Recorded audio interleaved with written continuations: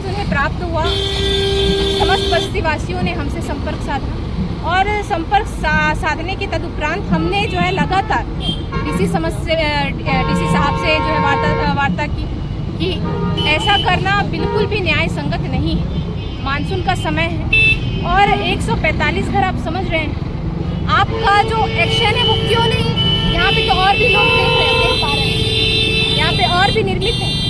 NGT act का इतना ही इन्हें ये है तो इन जो है रसूखदारों पर क्यों नहीं? सिर्फ गरीब परिवारों को ही क्यों ये नोटिस प्राप्त हुआ? और इन्हें अगर नोटिस प्राप्त हुआ तो इन पर भी एक्शन होना चाहिए। ये एक्शन क्यों नहीं? आज 4 तारीख है, आज ये कल अनाउंस हुआ था कि इस 4 तारीख को जो है मानकों में अतिक्रमण जो है वो हटाया जाएगा। ये प्रशासन के द्वारा अनाउंसमेंट हुआ वहाँ पे, लेकिन आज कोई कार्रवाई नहीं हुई। हम लगातार सरकार से संवाद के इसमें हैं। हमने कुइयाडी में जो राहुल बहुत ही सुलझे व्यक्ति, उनसे हमारी लगातार वार्ता हो रही है। हम उनको सारी चीज़, उनके पास जो भी दस्तावेज है वकील के माध्यम से हम सारी चीज़ जो है हाई कोर्ट में पुट करने का पूरा प्रयास कर रहे हैं। वो दर्ज जैसे ही हो जाएगा उसके बाद की कार्रवाई के लिए हम चाह रहे हैं कि क्योंकि ये एनजीटी का मामला है और इसमें हम राज्य सरकार से मिलकर, हमारे माननीय मुख्यमंत्री जी से भी मिलकर हम वार्ता करेंगे कि मानसून के समय में किसी भी घर को थोड़ा सा भी आँच नहीं आना चाहिए। यही आग्रह हम उनसे करेंगे। एक संवेदनशीलता के साथ आप इस सभी बस्ती वासियों को देखें, क्योंकि मुझे ऐसा लगता है अगर आप उन्हें बसा नहीं सकते तो उजाड़ने का भी अधिकार आपको नहीं, और अगर आप उन्हें हटाना चाहते किसी न्यायिक प्रक्रिया के तहत तो उन्हें पहले पुनर्वास का व्यवस्था कराएं। ये सभी मांग हम माननीय मुख्यमंत्री के समक्ष रखेंगे और रख कर जल्द से जल्द इसका निवारण के लिए। मैम, अभी उन लोगों का घर टूट जाएगा तो अभी उन लोग कहाँ फिर रहेंगे, कहाँ जाएंगे? जी, वही हम बता रहे हैं कि अभी जो है हम जब डीसी साहब से हमारी वार्ता हुई थी तो एनजीटी का एक जो सुनवाई है वो आने का अभी था, जो सार्वजनिक पोर्टल में उसको अपलोड करने का जो था वो अभी अपलोड नहीं हुआ था, पर अब अपलोड हो गया है। अपलोड होने के बाद डीसी साहब ने जो कहा कि ये हमारे बस की बात नहीं है, क्योंकि हम खुद इसमें पार्टी, जिला प्रशासन और सरकार, राज्य सरकार खुद इस एनजीटी एक्ट में एक पार्टी के रूप में, तो हम ज़्यादा इसमें इंटरफेयर नहीं कर सकते। हमने अपने लीगल वकील से जो है वार्ता की है और उनके माध्यम से हमें सारे जो रास्ते हैं वो क्लियर होते चले जा रहे हैं कि हमको किस जगह पे अप्लाई करने से ये चीज़ें रुक सकती हैं। हम जा रहे हैं न्यायिक हमारे उच्च न्यायालय में, वहाँ पे हमने दरखास्त डाला है। हमारे जितने भी वहाँ के नवयुवक जो लोग हैं, जो पढ़े लिखे लोग हैं, राहुल है वहाँ पे कुइयाडी में, वो लगातार हमसे संपर्क में है।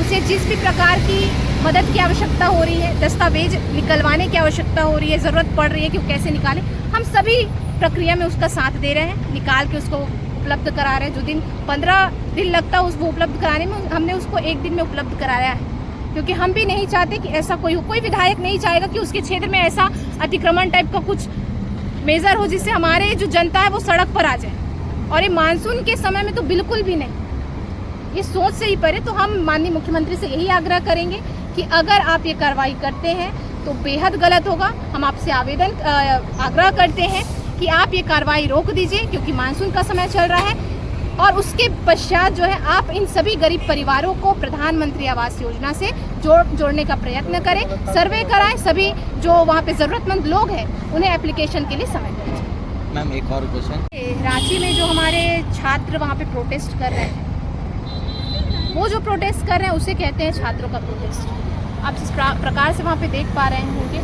जिला प्रशासन के द्वारा किसी भी चीज़ों की व्यवस्था वहाँ पे नहीं की गई थी, शौचालय की व्यवस्था नहीं की गई थी, लाइट की व्यवस्था नहीं की गई थी। यही चीज़ जब दिल्ली में हुआ तो वहाँ ऑटोमेटिक सभी चीज़ें जो है उपलब्ध करा दिया गया था, लेकिन यहाँ कोई किसी भी प्रकार की व्यवस्था छात्रों को वहाँ प्रोटेस्ट स्थल पर उपलब्ध नहीं कराई जा रही। हमारी मानकों की जो मेयर प्रत्याशी हैं उनके माध्यम से वहाँ पे बिजली प्रोवाइड हुआ, उनके माध्यम से वहाँ पे सारी व्यवस्था जो है कराई जा रही है। तो ये सभी चीज़ों पर सरकार को ध्यान देना चाहिए।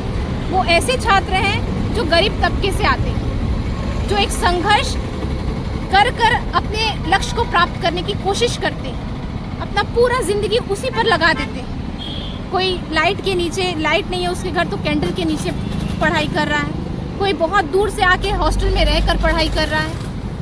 एग्ज़ाम होता है, एग्ज़ाम सेंटर तक पहुंचने के लिए उनको बहुत मशक्क़तों का सामना करना पड़ता है, इतने पैसे लगाने पड़ते हैं। तो इसमें सिर्फ छात्र नहीं पीसता, उनके माता पिता भी पीसते हैं। तो इन सभी चीज़ों को राज्य सरकार को देखना चाहिए, अनदेखा नहीं करना चाहिए और जितनी जल्दी हो सके इस प्रोटेस्ट को समाप्त करवाने की जो है पहल करनी चाहिए।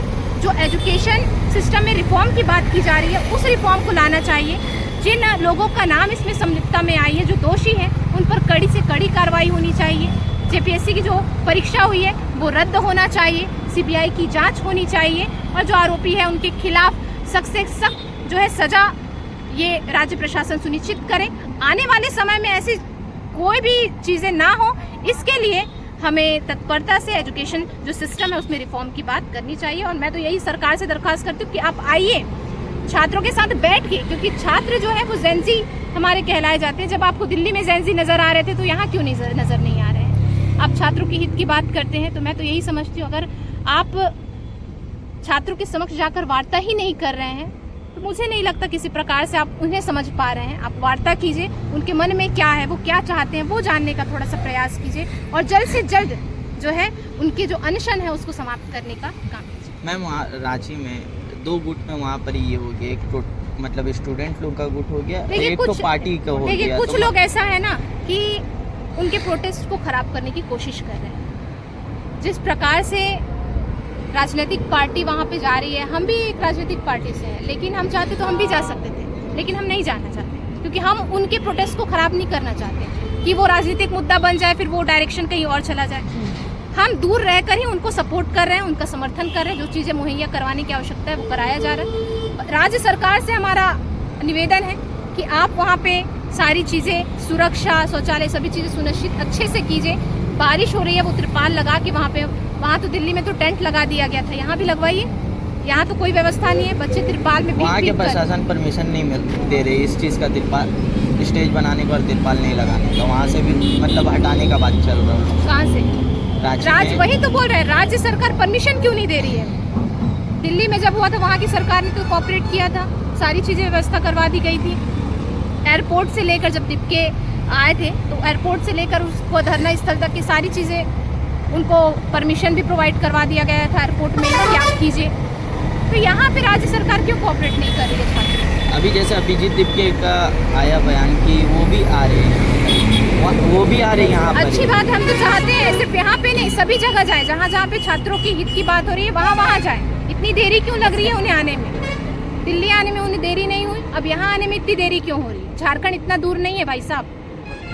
वो जैसे अपने वीडियो के माध्यम से बोले थे कि मेरा अभी तबीयत सही नहीं है, उनको टाइफाइड हुआ है। पिछले 15 दिन में 15 पॉडकास्ट और इंटरव्यू दे चुके हैं। देखिए, वो डेली आकर लाइव में मोदी जी का कॉपी करने का काम कर रहे हैं, टीज कर रहे हैं उनको, लगातार छात्रों से संपर्क कर रहे हैं, फ़ोन में बात कर रहे हैं। जैसे प्रोटेस्ट खत्म हुआ, पार्टियां भी हुई, सभी चीज़ें तो एंजॉय कर रहे हैं। वो किस प्रकार से उनका तबीयत ठीक नहीं है, ब्रॉडकास्ट कर रहे हैं, सभी चीज़ें आयोजित कर रहे हैं वो। तो यहाँ आने में क्या, और अगर वो खुद नहीं आ पा रहे हैं तो जो उनके साथ उस मंच में सेलिब्रेट कर रहे थे, उस मंच में प्रोटेस्ट के लिए खड़े हुए थे, छात्रों के हित की बात कर रहे थे, वो कहाँ? तबीयत तो सिर्फ आपका खराब हुआ है, बाकी लोग कहाँ हैं? आपके प्रवक्ता कहाँ हैं जो वहाँ पे स्टेज में दुनिया भर के नारे लगवा रहे थे, जो कहते हैं कि गाली देना ठीक है,